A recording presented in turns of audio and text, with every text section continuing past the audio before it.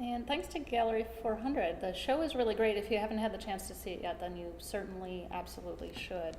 As Lorelei mentioned, I've been asked to speak about this project a number of times over the last year, and I actually went on a sort of 3-continent, 6-city, world tour extravaganza, none of which dates were here in Chicago, and so you're the only people that have seen this in its entirety. And so I thought what would be fun would be if I not only showed you this series as it exists, but the entire series, including the 2 strips that have not yet been published. One of them has not even been finished, so we're going to see sort of a raw version of it. But first, I should probably explain what Ladydrawers is, which is that, technically speaking, we are the Ladydrawers Comics Collective is an unofficially affiliated group of women, men, transgender, and non-binary gender folk who research, perform, and publish comics and texts about how economics, race, sexuality, and gender impact the comics industry, other media, and our culture at large. What this means in practice is that we have an email address and people write into the email address, and I don't think anyone bothers answering the email address that's on the email listserv, and I respond, and then I try to pull people together in response to whatever the idea is that has emerged, and then generally speaking a project comes out of that. I'm going to be talking about 2 specific projects here today. One is our very early work with Truth Out. We started really looking at questions about how economics impact gender in the world of comics, very specifically we started in about 2009. By 2010, we realized that thinking through these issues was a totally different project than gathering data on issues. And by 2011, the organization truthout.org, which is a journalistic site that updates constantly because that's what the news cycle is like now, had agreed to actually let us publish our findings on the comics industry in comics form, which to me meant, hey, this data that we've collected about how women, men, transgender, and people of color in the comics industry are being unfairly disadvantaged in terms of hiring practices, I get to start hiring those people to work on this strip with me on a monthly basis. So already we're sort of changing the dynamic of what's going on. Now this very, very first strip, we had to sort of introduce it, and right after we announced that we would be doing this, the Vita count started, which is an annual accounting of female versus male bylines in periodicals, in literary periodicals in the US.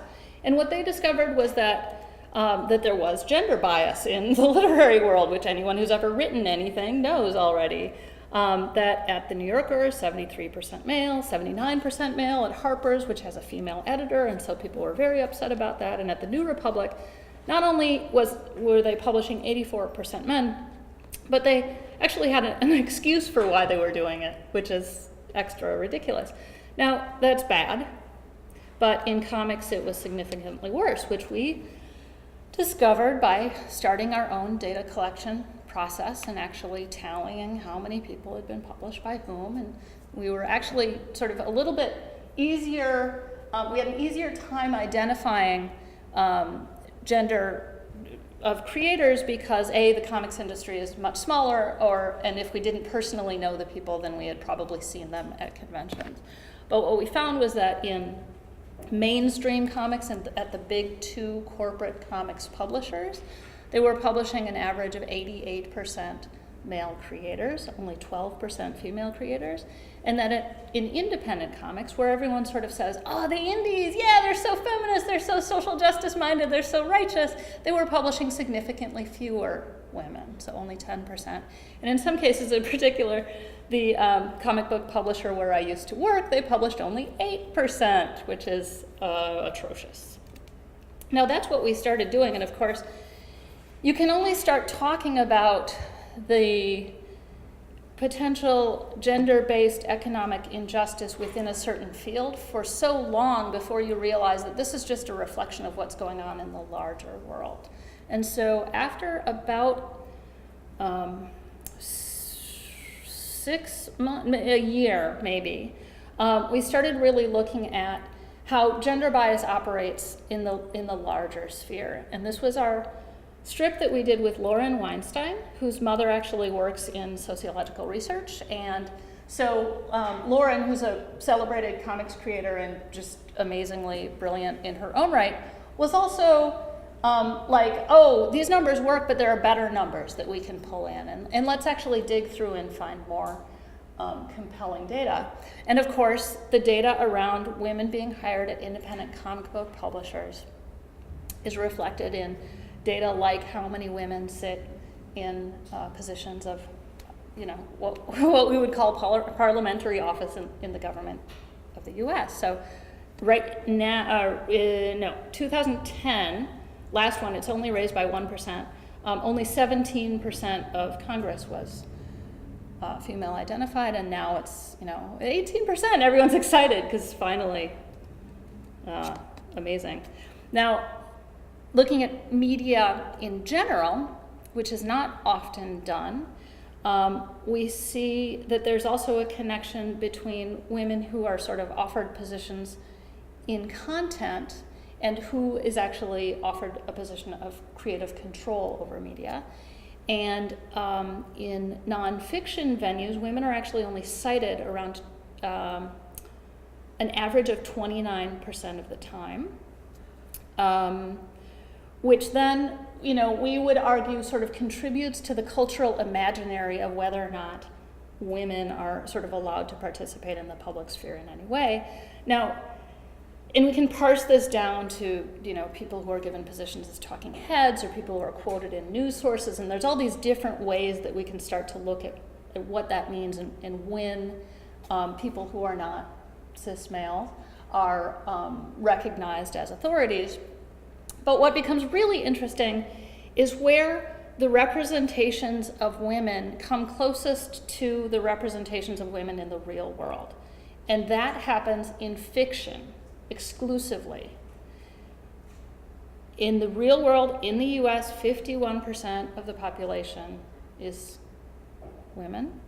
In the fictional realm of all fiction, US created media, 52%. Now, what's incredibly interesting is that 66% of that portion of female fiction created media are underdressed or partially closed, and only 29% of them are given any speaking roles whatsoever, right? So in our cultural imaginary, women are mostly naked and not really talking very much, which becomes a really interesting problem when you then go back to media and you start thinking like, what's weird is that women in comics are also not, wearing very many clothes and really given the opportunity to have creative control over what's going on. And so we went back and we actually started doing deep data collection around who was earning money and in what circumstances, and from who in the comics industry. So we went much deeper than the byline count, which we had originally done. And what we discovered was that of people who wanted to be comics creators, people who were engaged in creating comics and doing drawings that were combined with text and image on a page to tell a sequential narrative, right? Fiction or nonfiction, that's what comics are. Only 54% of that field is male. So then when you look back at the numbers about who is getting published and under what conditions, and you see that in mainstream comics, 88% men are taking all of the jobs, taking 88% of the jobs. And in independent comics, that's going to sometimes 90% or 92%. Then we have a much different picture of what those numbers mean. Now, very, very, very high trans, genderqueer, and non-binary identified creators working in comics, because it is a form that allows free expression and the reinvention of the medium every time you sit down to do it. And so approximately 39 to 40% of the field is female identified cis women in particular. So how does that play out? Well, 75% of the male creators said that they had been published, but only 57% of the female creators that we talked to said that they had been published by anyone besides themselves. And only 37% of trans and non-binary creators had ever found publishers for their work. What's happening with trans and non-binary creators, however, is that they are being published at the exact same rates as they are submitting work. And so they're being published 100% of the time that they're submitting work, which either means that they're incredibly good and everyone recognizes this, or they're incredibly lucky. Now, women, when they're submitting work, are being rejected significantly higher numbers than men are being rejected. And in fact, what we see is that almost 20% of the work that's being published by men was never submitted in the first place, was actually sought out by publishers to be published. And so that tends to be where the big gender divide is, at least in comics. And I would argue it's probably the same in other forms of media. That what's happening is this reflection of the sort of old boys network of, we're just sort of pulling our friends in. Makes perfect sense. I do it all the time. Completely understand it. But that's the part of the industry that we need to start thinking about. How this comes down to money is average annual income by gender. Men earning approximately $5,131. Women earning approximately $1,538. Trans and non-binary gender people earning approximately $188. Break it down by sexuality. The differences are significantly smaller. But what this means in terms of those famous dollar amount figures, where for every dollar a man earns, a woman earns X, blah, blah, blah, is that for every dollar a man earns in comics, a woman earns 27 cents, and a trans or non-binary creator earns 3.5 cents. 3.5, right? $188 every year, if that's what you want to do full-time, isn't even going to pay for half a month's rent in a city like Chicago. So then it becomes a much larger question. Now, admittedly, this is all comic specific.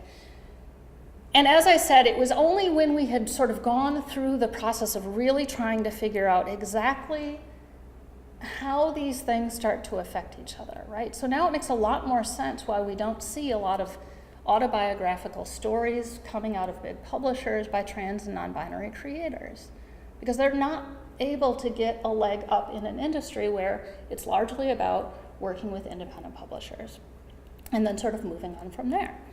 So we'd done that for a couple of years, and we were sort of, we had a system down. We were able to generate data collection, and then of course what the Ladydrawers really do is we sit around and make jokes about stuff that's horrible until it becomes funny, and then we draw funny pictures about it. That's really what our job is, to make horrible things funny. So after going through that process around the comics industry itself, what we started to do was look at questions that were much larger and had significantly more economic impact than just the comics industry. We clearly are skilled, and I say this because Delia is here. Some of us are more skilled than others in drawing, particularly, and you can see that obviously. It's possible that we could apply our skills to other areas, right? So I had been reporting on the garment trade for a number of years in Cambodia, where I'd been doing a lot of work. And I'd gotten fascinated by not only how fast fashion was sort of operating on a consumer level and on an international economic level, and also affecting home life and the economy in general in places like Cambodia. But I began to see different ways that actually these questions about human trafficking that were starting to emerge in 2007 when I started spending time in Cambodia were also sort of playing into the same field.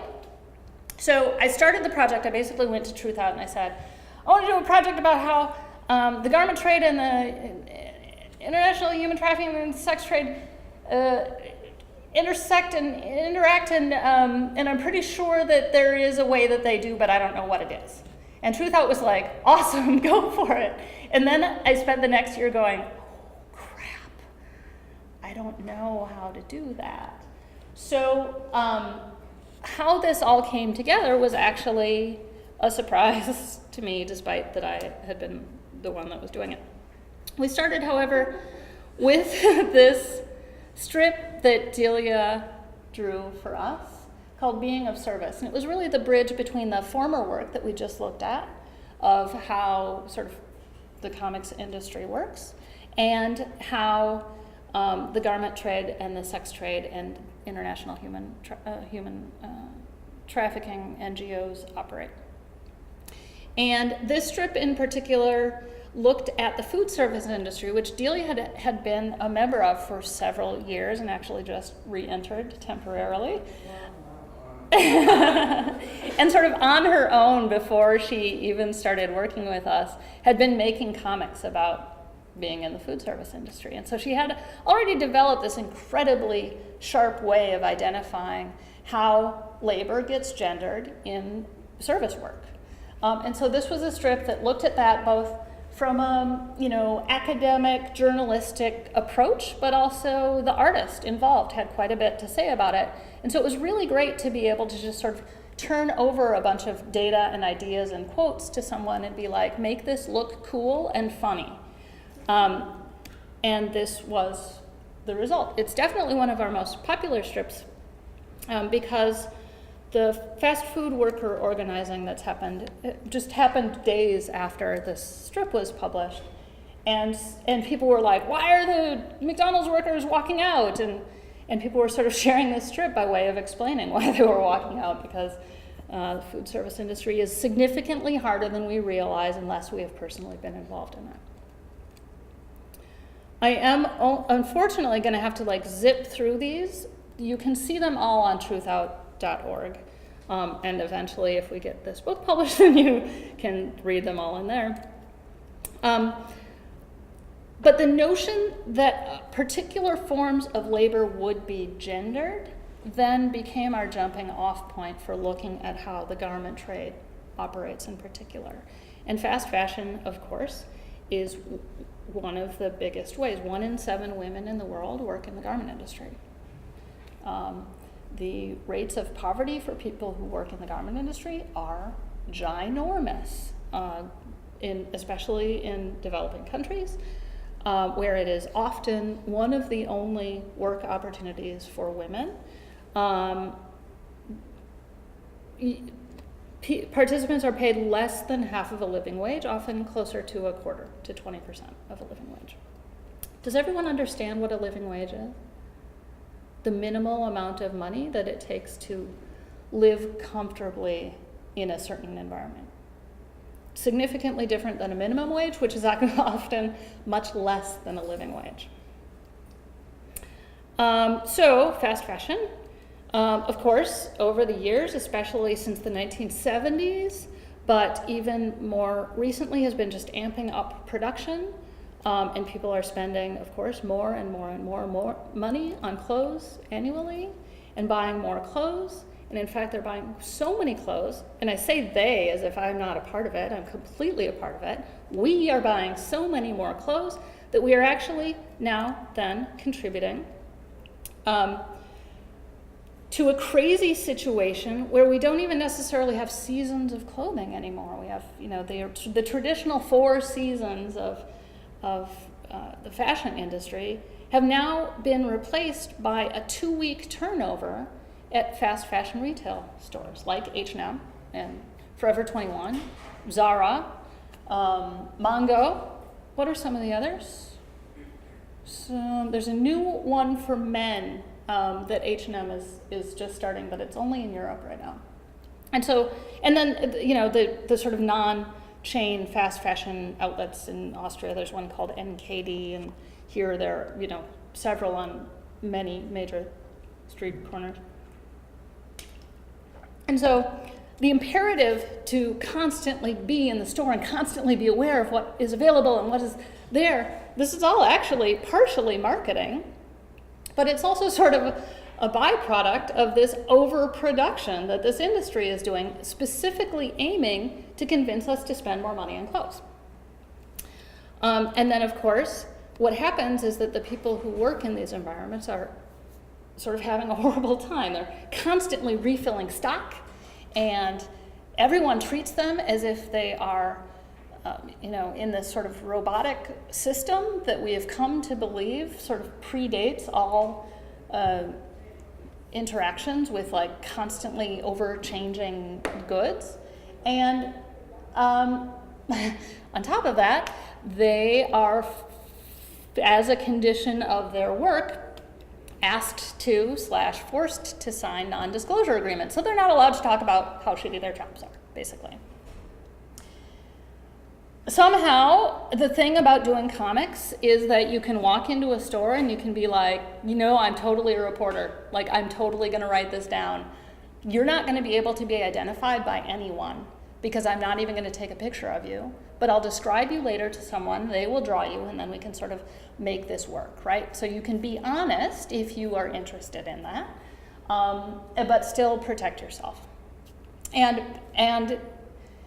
as a reporter, there was something that was I've never really interviewed people that were as excited about that model of journalism than anything else. Video has this, like, if you're identifiable, especially when you're doing work in Cambodia, you're a target. You are a government target. For a government that actually shoots workers, you are in trouble. And so here, it was pretty great to be able to say to workers, like, no, actually the entire system is set up so that you are protectable. And they were really honest about some of the difficulties that they had been facing, not making a ton of money, not a ton of job security. H&M is actually sort of the industry leader in all of this, but other fast fashion places, it gets really rough. And one of the things that struck me right away was that Allie here, the woman with the dark hair on the bottom, at some point told me, I think it's in here, it was really hard because at some point last year the air conditioner conked out and I actually fainted, and so they tried to fire me. And as she was telling me this, and I'm not obviously in the picture here, I was kind of like, that's weird, because the people who made all of these clothes in Cambodia, H&M sources quite a bit of their clothes through Cambodia, people in Cambodia had been fainting on the floor in the factories that made these clothes in mass numbers for the last 2 years. Like, do you actually realize that fainting on the job is now apparently an intrinsic part of the garment industry? And Allie at the time was just like, that's crazy. And then when I gave this lecture in Phnom Penh to some of the young women whose mothers actually worked in the garment industry, they had the exact same reaction. And I was like, that's amazing, but that actually shouldn't be happening, right? I shouldn't actually be able to go to several places in the world and be like, women faint when they are making these clothes, and have everybody be like, oh my God, that's horrible. And yet, it continues to happen. And actually, it is continuing to happen. Something like close to 100,000 women have been fainting on the job in Cambodia in the last couple of years, and they are continuing to faint on their job. So fast fashion retail is sort of the consumer end of how we experience the garment industry, unless you're a punk rocker like some of us, and you grew up in basically buying everything thrift store, thinking that this was somehow a solution. It's completely not a solution. It's the same exact system, and in fact, it tends to profit the same exact players, but it does make an interesting use of the byproduct of overproduction in our culture, and also it's way more fun. And the problem with it is that it does not make use of all of the waste product that comes out of the fashion industry, and so there's also an enormous recycling industry that's kind of hidden, that nobody really realizes is just growing like crazy and also enormously profitable. And the other thing people don't realize is that in the thrift stores as well, there are incredibly high rates of sexual harassment and sexual abuse of workers. And there are two different kinds of basic thrift stores. One is the for-profit model, and one is the not-for-profit model. And generally speaking, the for-profit models have a relationship with a charity that they do sort of exchange work for, but they have much different structures than the not-for-profit model. The not-for-profit model tends to be much better regulated, so a St. Vincent's or a Salvation Army. Whereas the for-profit model, when one of them is based in Minnesota, where I grew up, I can't remember the name of it, but it tends to underpay workers, and then of course the people at the top of the chain are pulling in some hundred thousands of dollars every year for being the CEOs of a for-profit thrift store, right? So it's all sort of part of the same system, and some of you may have seen these bins where you are asked to recycle your clothes. And recently in New York, it was revealed that most of those bins were just these for-profit thrift stores that were illegally placing them on city street corners and just taking the clothes that were being donated. The presumption in these bins is that, of course, they're not for profit, that you're donating to some worthy cause. The reality is that you are donating to some profit-making entity that's actually literally taking your stuff and selling it for their own purposes. So it's all sort of weird and hidden, and a lot of it relies on these presumptions that we enter into. And then, of course, like before then, we have this retail outlet. The work is warehoused and distributed within the US. And this is our strip Zoned by Melissa Mendez. You can't see it very well here, but I like to show the pencils as well as the final because it gives a little bit of insight into what our process is at Ladydrawers HQ, which is basically like, I write the script and then I'm like, I don't know, does this seem true? And then the artist is like, yeah, or no, or this is crazy, or here's what I was thinking. And with this one, Melissa and I this was the first time that we worked together. I was like, that first panel is really not dynamic, and we're about to talk about foreign trade zones, which, does anybody know what foreign trade zones are? I mean, some of you do. Do you guys know what they are? They're complicated, and they seem boring. So I was like, we gotta fake it somehow. And so let's make that first panel a little bit more dynamic, and she came back with this. And it absolutely is. And so as a reader, you're sort of drawn into this story much more quickly. Foreign trade zones, of course, are these legal fictions, they're called, that they look super boring by design. They sit on land that has technically been denationalized from the United States, and they're basically sort of tax shelters. They allow multinational corporations the space to assemble or manufacture imported goods without accruing the usual taxes and tariffs.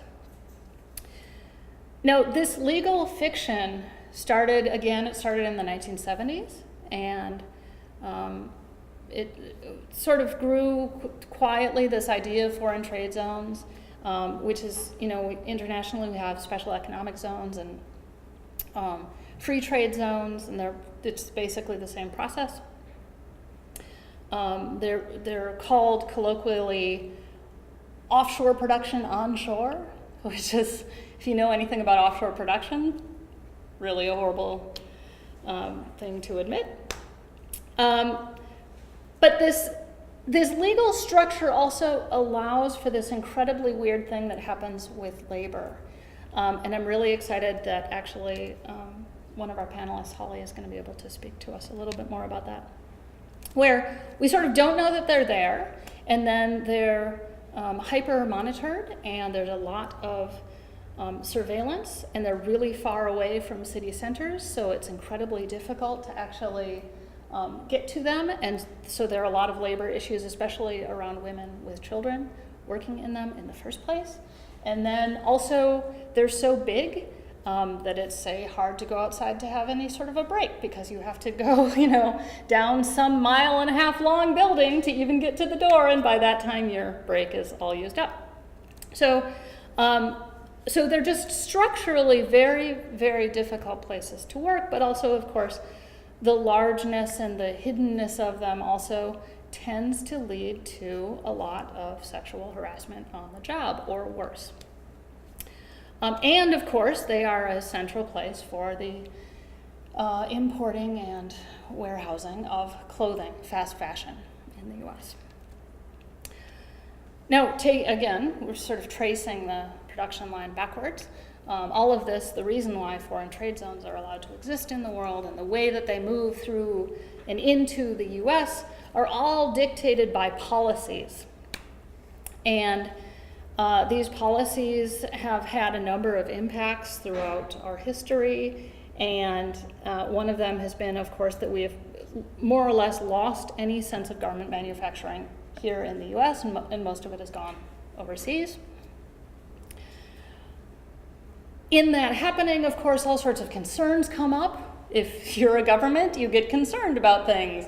And if you're a certain kind of government, then you get concerned about one thing, which is terrorism. And so the more you have things leaving and entering the country, the more you start to worry that people are using them to fund their pet projects of taking down your government.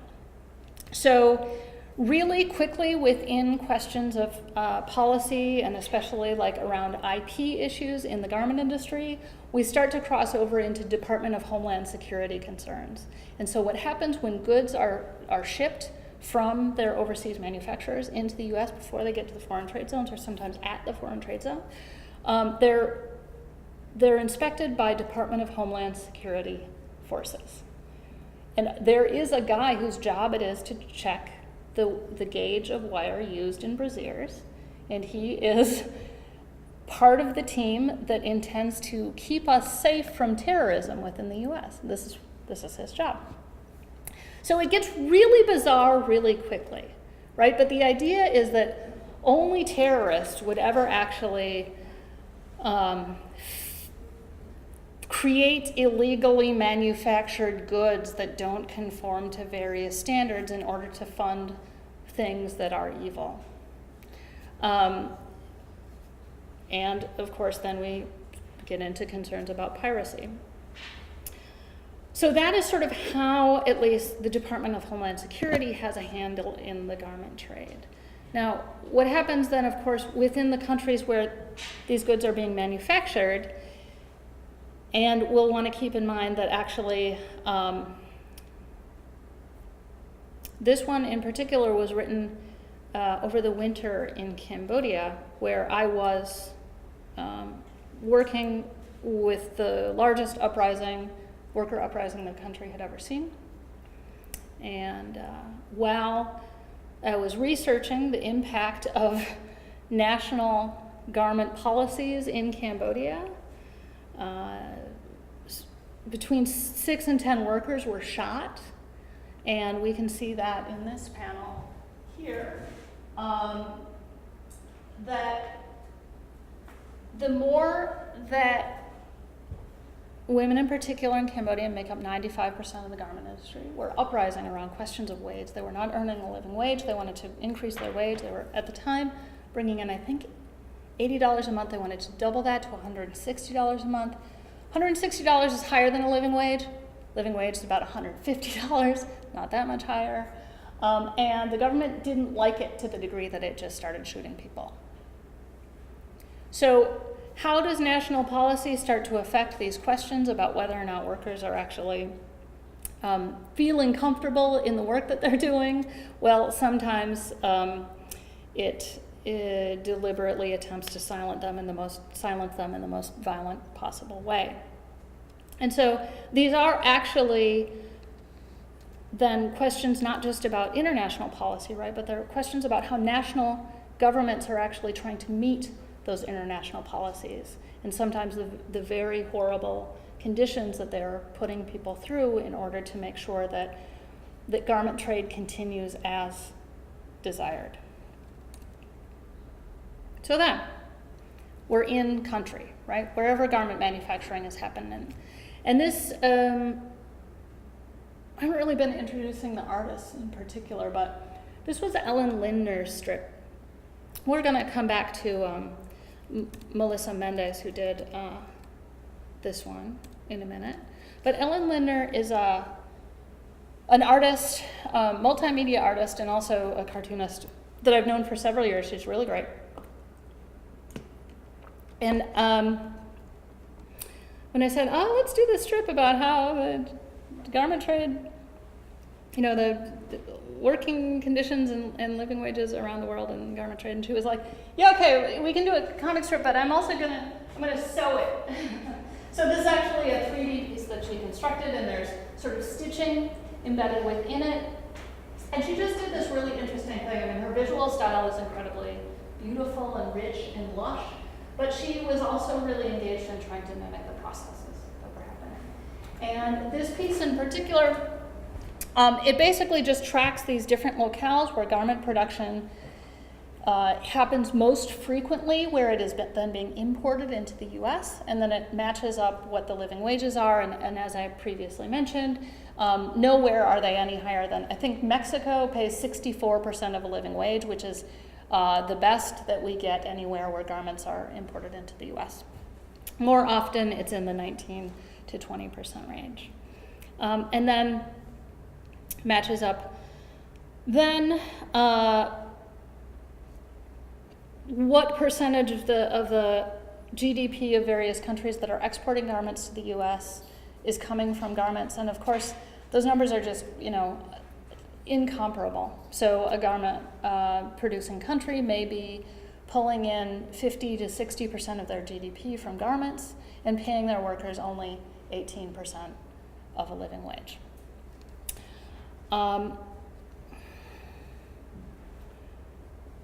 From there, then, we made a little bit of a leap in the trajectory of this strip, because what was happening while the country was in chaos, I was in Cambodia the whole winter. The country was in chaos, the government was shooting people, and the government had decided then to put a ban on more than 10 people gathering in any circumstance for as long as it wanted to, and so we were in lockdown. So I was not allowed to meet with my students. I had 12 students, and it was then illegal for me to hold class. So I had a little bit of time on my hands, so I decided to go visit an anti-human trafficking NGO and just see what it was like. It was a direction that I knew the strip was eventually going into anyway, and I thought I would get some interesting information. And in fact, I did, because I went and I visited this particular international human trafficking NGO. And does anyone know much about how the human trafficking NGO system works? We'll talk about it more in the panel discussion, but more or less in Cambodia in particular in 2007, in order to take advantage of new policies that Bush had just signed into law that gave people an enormous amount of money for doing anti-trafficking work, which is basically all anti-trafficking work is, of course, refers to the illegal crossing of borders for drugs or other purposes, right? So you can traffic in goods, you can traffic in drugs, you can traffic in pirated goods, or you can supposedly traffic in people, right? And there are a number of different ways that people are trafficked, but a lot of the data around who gets trafficked and under what conditions is totally unreliable. So it's kind of a big Megillah. Nonetheless, there are a ton of organizations that attempt to address the need caused by supposedly overly rampant human trafficking around the world. And in Cambodia in particular, where we're often told that human trafficking is the worst. So I went to this NGO where I think they had around 150 supposedly recovering victims of human trafficking, and I was given a small tour of the kinds of things that they do, and everyone seemed happy, and it started to get kind of strange when they showed me the product room, and then it got kind of weird when they talked to me about the job training program and its limited use because they only trade train women to enter the garment trade again. And all of a sudden, my project came together. Like, all of a sudden, it was like, oh, that's what the connection is, right? Because quite literally, most anti-human trafficking NGOs that have job training programs aim to get women out of the sex trade back into meaningful employment, are actually training them to then enter the garment industry, where in Cambodia at this time in particular, people are getting shot because they're not earning enough money to live. So, this particular anti-human trafficking NGO was pretty interesting, and they have a lot of different resources that they actually do provide workers, and it's very interesting to be there. But what they don't do is actually change the economic structure of Cambodia enough so that women can possibly seek meaningful employment in any other circumstance, right? And so the idea here is to look at what possible jobs for women exist in Cambodia. And what we found is that garment workers at the time earned approximately $100 per month. High school teachers could earn the potential of $85 to $100 per month. Elementary school teachers, less than that, $50 to $70. Laborers at a local private university, as well as grocery store clerks, earned only $60 per month. Food vendors had the potential of earning $75 to $150 per month. And then we have the sex trade, where actually you can pretty much earn close to a living wage. And it's actually the only industry available to women in Cambodia where that's generally possible on a fairly regular basis. Unless the government decided to actually pay its workers a living wage, then we would have a couple of different options. So, without actually addressing the overall economic structure, this NGO was sort of not actually addressing the problem that they claimed to be. Now then, at the time, by the time I got back from Cambodia, some things started to shift up a little bit. And I'll come back to those in a second. But one of the ways that the NGO became really problematic for me was that they didn't actually have a very clear definition of what human trafficking was, and they did not distinguish it in any meaningful way from at-will sex work, first of all. Second of all, they continued to misidentify the various people that were participating in this industry, including the trans women. There's a whole group of people that they work with that they call, that they basically misgender. They call men, right? These are trans women who prefer to be identified as women. Maybe were designated male at birth, but in this time are living their lives as women. And the NGOs decided that that's not acceptable to them, and they continue to call them men, right? So they're already committing what a lot of people would see as a violence against the people that they're supposedly serving. So these two things in combination are incredibly problematic. If you don't have a definition of what you're actually addressing, and you can't treat the people that you're actually trying to help with the respect that they're requesting, then what are you doing? And I would even say that this NGO is among the better NGOs that addresses human trafficking in Cambodia. And yet, those are two pretty basic problems.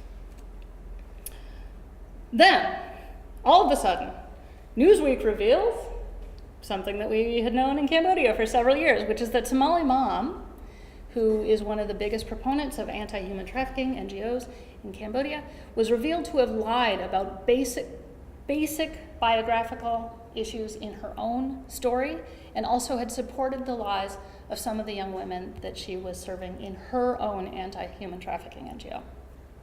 And so this creates a big scandal, right? Because Somali Mom doesn't exist in a vacuum, and in the US she doesn't exist in any sort of separate way from spaces like the New York Times, where we put a lot of trust into what its journalists tell us is true. And yet, Somali Mom's by far biggest advocate and proponent was someone named Nick Kristof, who is both a columnist there and a documentary filmmaker. And he not only devoted several different columns and also hundreds of speaking engagements and personal appearances to supporting Somali Mom's story as well as her NGO, as well as the entire industry that was sort of founding around it in 2007 until today. But he then devotes significant portions of his documentary, Half the Sky, to retelling not only her story that later revealed to not be truthful, but also the story of one incredibly charismatic, we're going to keep going just for a couple seconds, one incredibly charismatic young woman that had been coached to tell a story of her own victimization as a victim of human trafficking that was just revealed to also be an utter fabrication. And this is Half the Sky. This is some, 20 million readers worldwide. It's been translated into 20 books. This is by Pulitzer Prize winning New York Times columnist Nick Kristof, right? So she's sort of undone the fabric of how we think about international human trafficking NGOs in the US. And then what gets really interesting here is the statistics, right?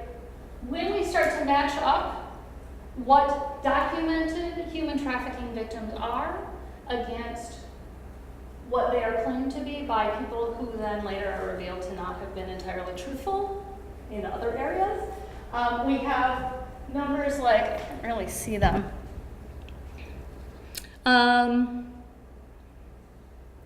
In Cambodia, the estimated human trafficking victims are between 10 and 100,000. There's 14 million people in Cambodia, so that seems like a lot of people. And the verified statistics, I think, were no higher than 1,000, right? So we're already sort of 10 times the number of documented cases that we're talking about in order to sort of continue working in this world. And a lot of what this money is going to, a lot of what these international human trafficking NGOs end up doing, actually is domestic awareness raising, which some of us may be more comfortable calling, sort of bringing religious instruction into the school system, right? So people are joining abstinence training campaigns, thinking that they're getting involved in international human trafficking work, and they're signing purity pledges. And in fact, one of the organizations that I've been looking at, I think it's 56 to 60% of the funding actually went to this kind of domestic educational programming that they're told is going toward international human trafficking work. So even the money isn't kind of going to what it's doing. It's not even doing this weird international human trafficking NGO stuff. It's doing domestic stuff that we maybe are uncomfortable with if we think about notions of freedom and autonomy. Now this is the strip. This is Melissa Mendez, and she's super great. I actually met her when she was like a preteen, I think, and she contacted me a couple months ago, maybe close to a year ago, and was like, I'm a real cartoonist now, we should work together. And I was like, yeah. And then a couple months later, I came across her work and I emailed her and I was like, sorry, yeah, you're totally amazing. We need to work together right now. And we've been working together a lot since because she's great. So this is the strip that really looks at what happens with that money and where that money comes from. And none of you are going to be surprised by what I'm about to reveal. This is the big, amazing thing. But most of the money and most of the big supporters of the international human trafficking NGO systems that happen elsewhere are funded domestically by people that work in the garment trade. Straight up. People at Nike, people at Columbia Sportswear, people that do work around fair trade, people that do work around more legitimate, direct, fast fashion work. These are the people that are making sure that women's only employment options in some of the developing areas of the world remain the garment industry. And that's crazy. That's actually crazy. So what Melissa did here is, again, she took it to this different level of crazy. She actually sort of did the layout. You can't really see it, but the layout is basically like we're looking at an episode of Law and Order, which is the TV show she happens to be completely obsessed with. And so these are all the perps, right? They're all the people that work, they're on like the head of whatever, Gap, some Gap VP, and they sit on the board of Columbia Sportswear. This was her sort of sign-off image that just basically says, the threads that connect the sex industry to the garment industry are many, but if you look closely, you can figure out how to unravel them. And then our very final strip is by Lela Korman, who's one of my favorite artists, brilliant, amazing woman. Also someone I've known for years who in her day job is a belly dancer, right? So she kind of has this fluidity in her line that's also basically what she does all day.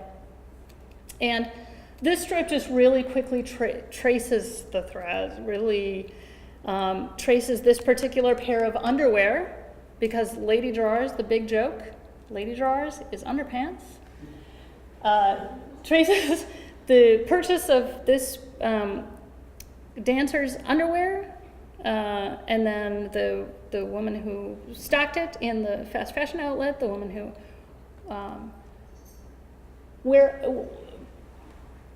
brought it out for warehousing, the woman who packed it in the factory, the woman who created it in the first place.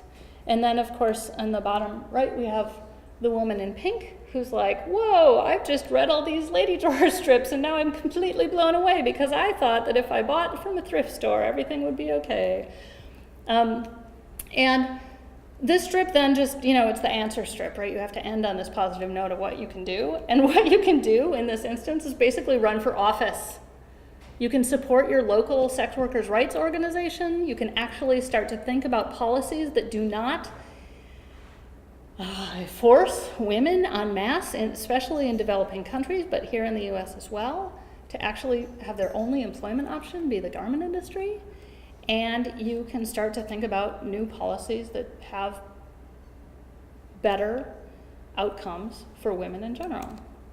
And then, of course, this really great sort of hyper-propagandistic image that comes from some amazing film Lela's obsessed with. And all of our workers together.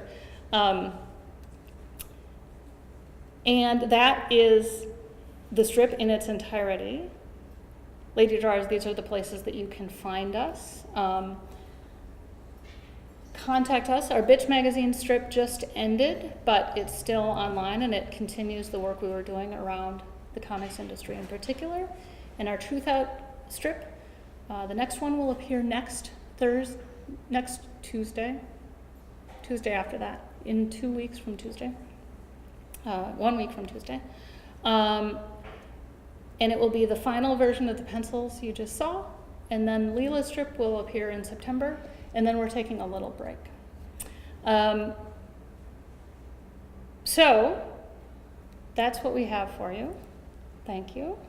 I think we're going to take a short reorganizational session and then have questions for a panel, which will be excellent.